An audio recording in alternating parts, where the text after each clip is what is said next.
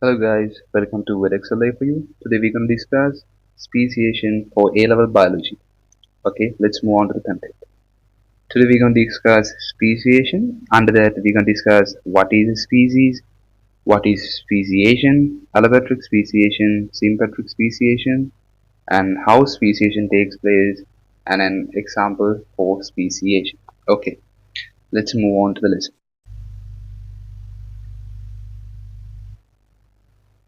Alright, in speciation we're gonna discuss what is known as a species. Okay, what is known as species? Group of closely related organisms that are able to produce fertile offsprings. So what is meant by these fertile offsprings? So fertile offsprings mean the offsprings that are able to reproduce to form offspring, right? So it kind sounds like bizarre, but offsprings that are able to produce offsprings, right? Okay. So in next one, what is known as speciation? Here I have given somewhat a similar definition for it. The formation of a new species, right? Later we can discuss a more complicated and more detailed version of speciation. So just refer the example I have given here. A blue fish forms a green fish, yellow fish, red fish as well as a orange, right? Just to get an idea. Okay. So speciation divides into two parts. One is allopatric speciation, then other is sympatric speciation. Right. So what is allopatric speciation? Speciation caused by reproductive isolation due to geographical isolation. Right. So what is meant by geographical isolation? Just refer the photograph that I have given here. You can see a group of islands here. Just imagine there is a frog here, right? There is a frog here, and same type of frog is here, and as well as here. Can this frog reproduce with this frog? No. Can can this frog reproduce with this frog? No. So that is meant by geographical isolation. So they can move apart from this island to this island likewise. So what is sympatric speciation? Right? Sympatric speciation is the speciation caused by reproductive isolation due to mechanical, behavioral, or seasonal mechanisms. Right. So, what is meant by mechanical, behavioral, or seasonal mechanism? So it sounds like more complicated, but it's not. Right? Okay. So just refer this photograph. So you can see there is the shallow end of the sea here, and deep end of the sea is here. Right? Just imagine there is a fish in there. The one fish is in the shallow end, the other fish is in the deep end, right? So the fish in the shallow end cannot, fish in the shallow end can move into deep end, right? And the fish in the deep end can move into shallow end. Shallow end fish can move into deep end, and deep end fish can move into shallow end of the sea. But they won't reproduce, right? They won't reproduce. Why is that? They won't reproduce because they have different habitats. They have eaten different foods. They have different behaviors likewise. So is there any geographical barrier like a coral reef here? No. So even though there is no geographical barrier, there is reproductive isolation. So that is meant by sympatric speciation. And as well as here, they have given some seasons, summer and winter. So this is another kind of phenomena that cause sympatric speciation. Like one group of species will reproduce in the summer, another group will reproduce in the winter. Okay, here we come to the last and most important part. How does speciation takes place? Alright. So here I have given a chart about speciation of elephants. Just refer this for a while.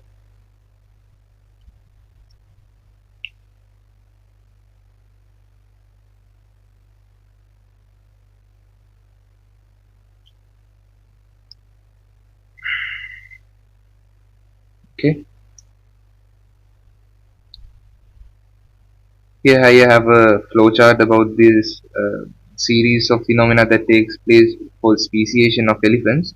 So I'll teach along with this flowchart.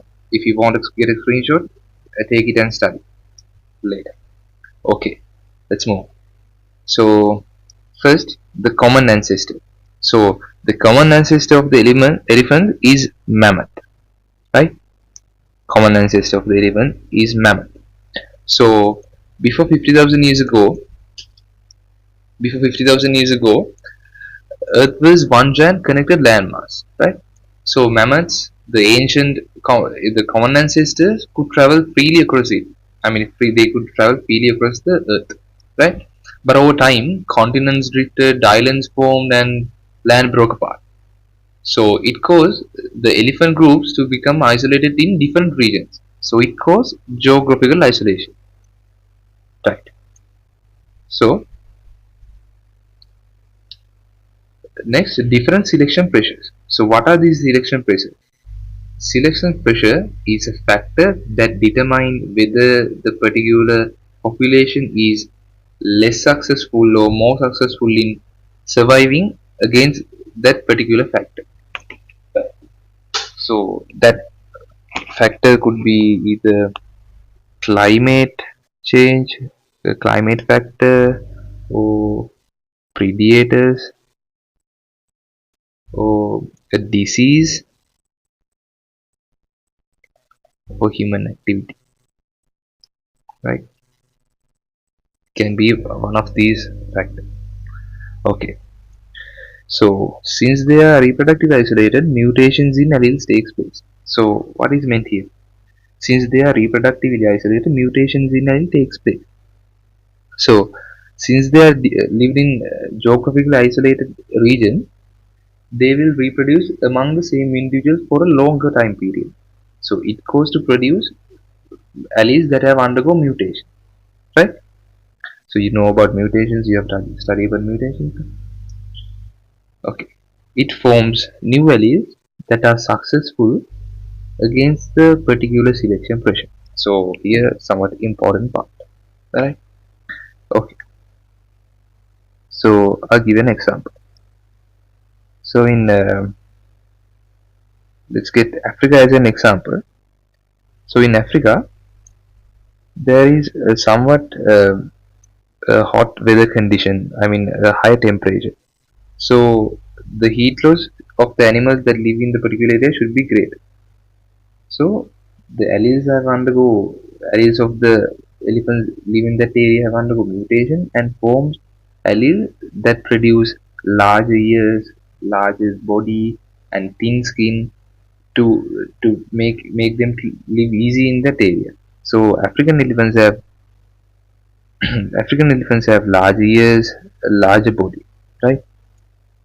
So likewise, other elephants in living in other areas have different selection pressures, and they have found different kind of health. You can see the difference of the species of that have formed in different regions, right? Likewise, the Asian, Indian, Sri Lankan, and Scotland.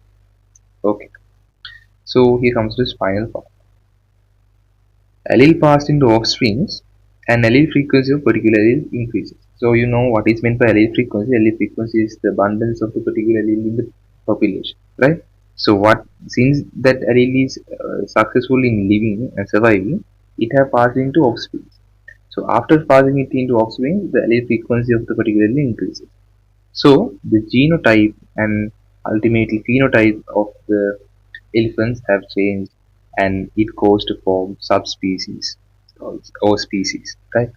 So due to that phenomena, different species have formed in different regions of all over the world, right? So this is the core part of this lesson.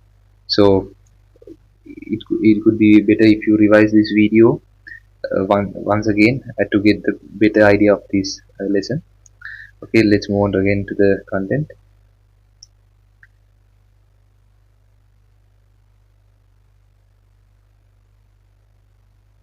Okay, so today we have discussed what is a species, what is speciation, allopatric speciation, sympatric speciation, how speciation takes place, as well as examples for speciation.